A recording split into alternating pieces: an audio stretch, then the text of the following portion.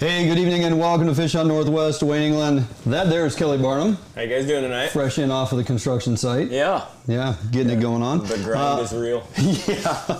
David over there in IT Corner helping us out as he always does, doing a fantastic job. You know what? If you're going to text anything in tonight, text in and say, hey, David, we love what you do. Getting it done and making us all look good. So the guy does not get enough credit. Right? No, and he is pulling a shift right now. You think? We'll talk about that in a little bit. Right. We'll be joined later in the kitchen by Chef Kelly Lance O'Neill and, of course, his lovely assistant Sherry with another fantastic recipe of the week. And they have already checked with them, Korean seafood noodle stew. You're going to want to check this out. It's a combination of taking a handful of different types of seafood, got some noodles in there, all types of veggies. It smelled amazing. He had some fish head stews thing going on in there. Okay. I actually opened the pot, my fault, and there's a fish head staring back at me. So sea bass. Wait a minute. Kick his ass, sea bass. So we had that going on. That was pretty hilarious. But lots going on tonight. So glad you could join us. Hey, I want to remind you that each and every week you can find us live right here on our Facebook page and or our YouTube channel. And you haven't done so thus far, please go to our YouTube channel and subscribe. You'll never miss any of our content we're putting out there.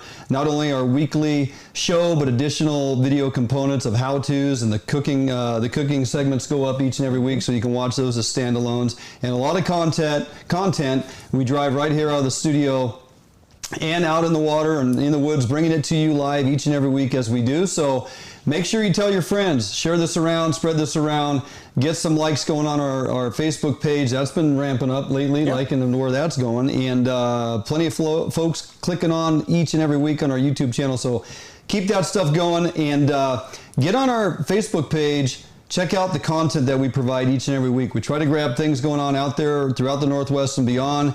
Give you a focal point to come to so you can read through some of the information. Barnum and I will put our spin on it. What we can decipher as BS or factual, and try to bring that to you so you understand truly what's going on when it comes to either helping us or keeping us off the water, out of the woods. We want to make sure we're aiding you in that endeavor. So plenty there to check in constantly. Post your pictures up. Again, check out our swag photo album that we got posted up there. Prices are there. You contact us through Messenger. Sherry's going to take care of you. T-shirts, hoodies, hats, stickers. Got our new sticker line out this week. Really good stuff. Encourage you guys to check it out and give it a look. Want to remind you that Fish Hunt Northwest is presented by Better Homes and Gardens Real Estate Pacific Commons, located in Puyallup, Washington, and we are glad to have them on board. So with that, Barnum, we have plenty going on that we need to get to. Don't know if you saw it in the news this week, but the governor has appointed 2 new commissioners to the Fish and Wildlife Commission. Yeah, some interesting. I always take that on and kind of dig into who these folks are. Now we got new faces we need to become familiar with. We have some new personalities we need to kind of check out, and I'm interested in their background. Always. Right? And always. I posted that information up on our Facebook page, and it grabbed a hold of a few comments, to say the least. Kind of like you and I want to know their history, want to know where they come from. Are they outdoorsy? Because there are some folks that get on the commission that aren't necessarily those that fish and hunt. Well, I think our good friend John Cruz did a radio show on that maybe a year or so back, where he talked about the lack of hunters and fishermen that are on the Wildlife Commission. Which should be concerning. Yes, very concerning. Look at what happened down in Oregon. Yes. You got a bunch of pro advocates for, commercial gill netting, and that's your commission. Right. And you can see the direction some of their things have gone. So reading into some of the information that's been provided, you have basically 2 additional folks that have been added, Molly Linville and Jim Anderson. Now, Linville's strengths, according to some of the articles I was reading, ranching, wildlife biology, and basically over there in Eastern Washington, and she's got a great perspective on what's going on over there. Not only that, but she's been on the WDFW's Wolf Advisory Committee since 2015. Right. So and runs a fairly big ranching operation over there, from what I read. Actually does. You would think that she would have kind of a livestock manager's take when it comes to the wolf stuff on the advisory board. So absolutely, that's promising from a hunting standpoint. Well, you think about the folks that are on the commission right now, who really is savvy on the wolf mitigation, issues and the wolf plan as it sits right now. Who's willing to raise their hand and say, hey, we need to make some changes? and she brings a definite personal perspective to this. Yeah. Along with some other folks we'll discuss here shortly. I find Jim Anderson's resume is lengthy. That guy's been around for quite some time. He's in his 60s. Seems like a well-established individual here on the west side of the state. Pierce County basically is where he resides. Served 20 years as the executive director for Northwest Indian Fisheries Commission. That's a pretty important position. Yep. We got to have those conversations, believe it or not, as frustrating as they may be, persons that are there representing our side of the table, although oftentimes it doesn't seem like we're really represented. Right. But within the Northwest Indian Fisheries Commission, there's a lot of things that happen, both very positive and at times we find a little bit frustrating. But for the better part of it, they're in there fighting to put more fish in the water. Right. And Jim was there for 20 years as the ED. More recently, he was the founding member of the Timber, Fish, and Wildlife Policy Group, Water Resource Forum, and Shared Salmon Strategy, and also Hatchery Reform Coordinator on the Coordinator Committee. I mean, the guy has had his hands into a handful of different things. We're talking timber and habitat. You're talking hatchery reform. He's well vested into that, educated. He's been entrenched in the meetings. He knows how to negotiate. His strengths are, administration and budgetary understanding. Right. He can go deep talk with you on budgets and what you can and can't do. And of course, that common ground, he sits at the table with the tribes. Right. And is on a first name basis with many people of their elders that would sit at the table and have those negotiations. So just on paper alone, I'm feeling pretty good about these two appointees. Right. And so the most important part is, at least from what I read, both of them hunt and fish. Yes. So, and that's number one. I mean, you wouldn't think that would be something you'd have to worry about with a Fish and Wildlife Commission, but that is a huge asset to a sportsman, to have people on that commission that actually go out and do the things that we do and see the things we see. Yeah, and understand when things aren't going so well. Right. Or experience it firsthand to say, hey, you know what? This group that keeps contacting us, they do have a valid point. Right. Things have drastically changed in the last 3 to 5 years. We need to pay attention to that. So, advocates for fishing and hunting is something we like to see first and foremost. Check that off the list. And then their resume speaks volumes as far as their credentials in education. Again, as we talked before the show, it always comes down to where they finally, sit. Right. It's like... You just have to take time. You have to see issues that come up to the Wildlife Commission, how they vote, and then you can make your determination, much like a congressman or a senator. You go back and look at their voting record, and then you can decide, hey, is this somebody I support or is this somebody I don't? Yep. And that's just what you have to do. I mean, you want to take these names, you want to punch them into Facebook, you want to punch them all over the place and try to find. One thing I've noticed over the years of watching the Wildlife Commission is these guys obviously get notified beforehand, and they scrub their Facebook. I mean, they just they do. I mean, they just... You can't really find anything. Right. It's just like they're ghosts, and so, I mean, that's to be expected, not elected officials because they're appointed, but still, public officials. Yep. Yeah. So actually, at times, some of them will get, 3, 4, or 5 years into their 6-year term, and they'll bow out. Yeah. Family obligations, things going on, at times they just have to take a step back. That's happened recently.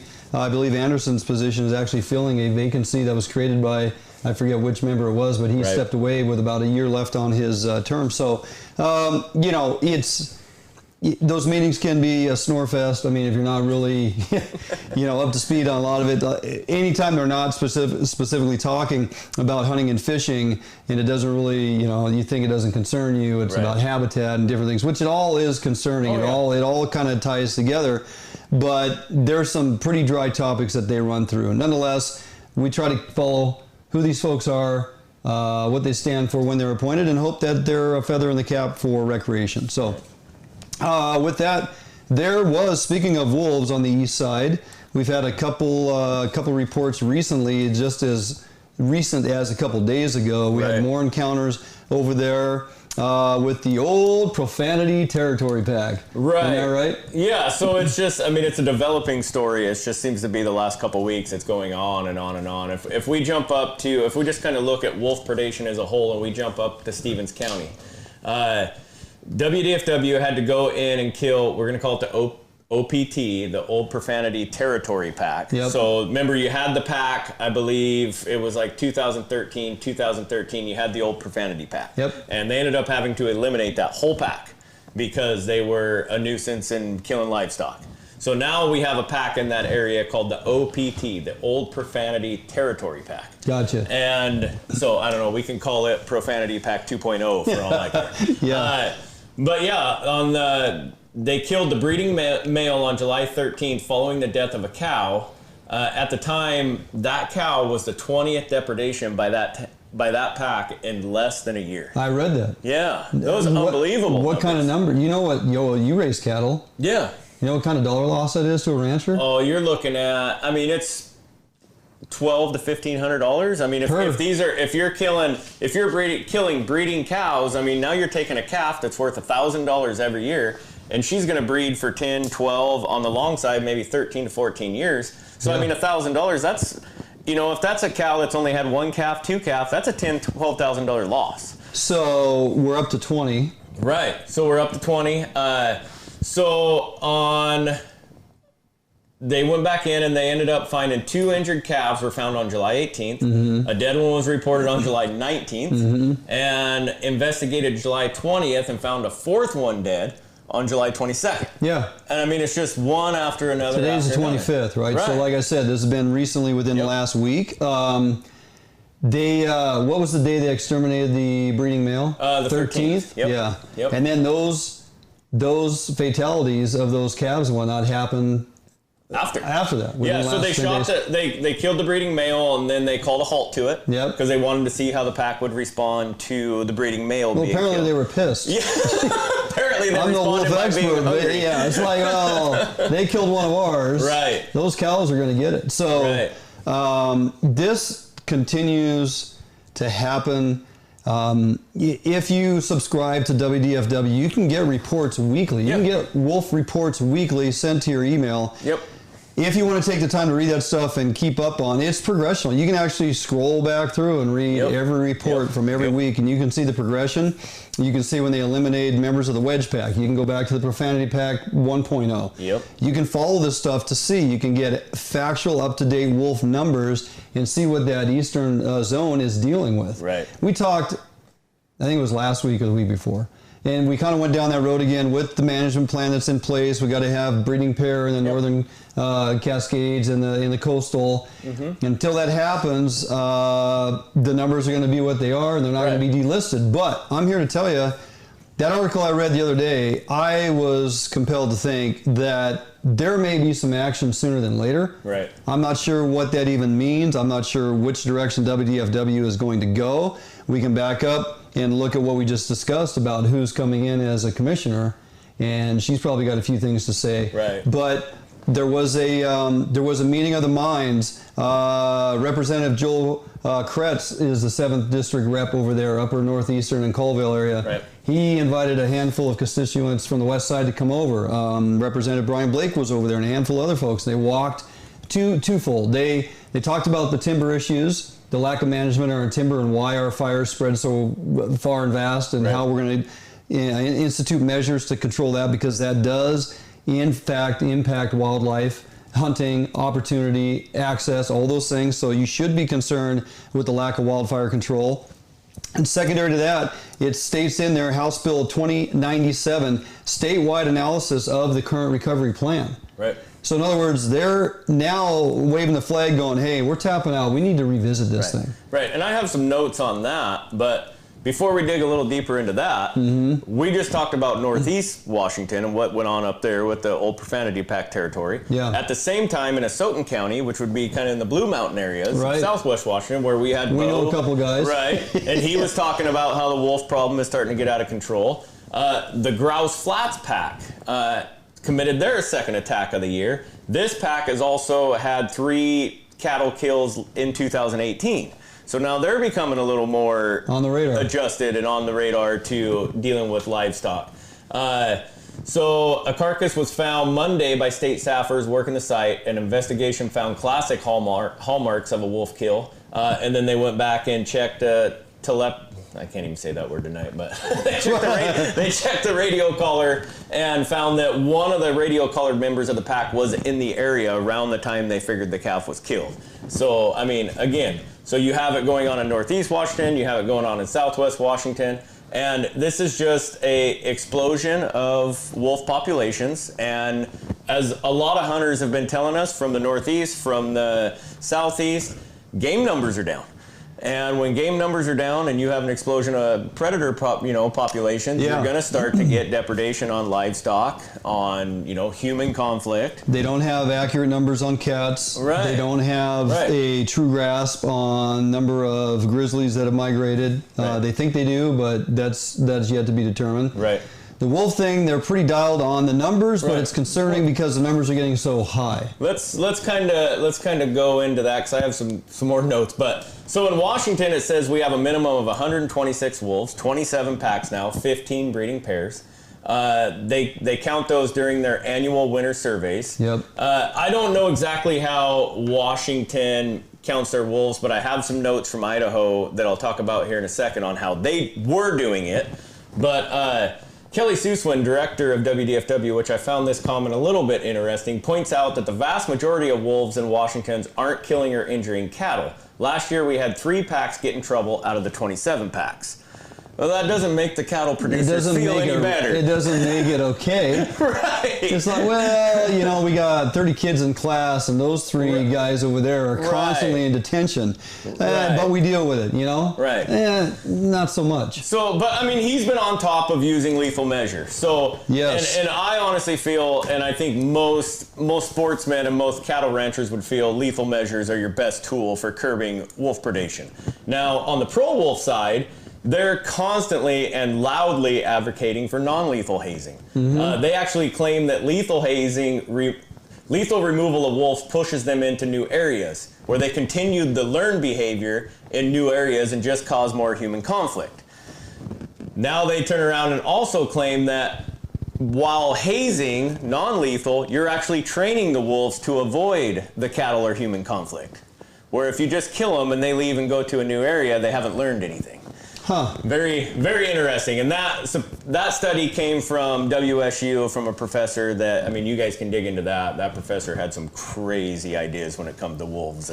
So he's more of a proponent to hazing and just keep moving them, just let them know, hey, you try to do this, we're going to do this. And the thing to remember here is all these ranchers are doing that.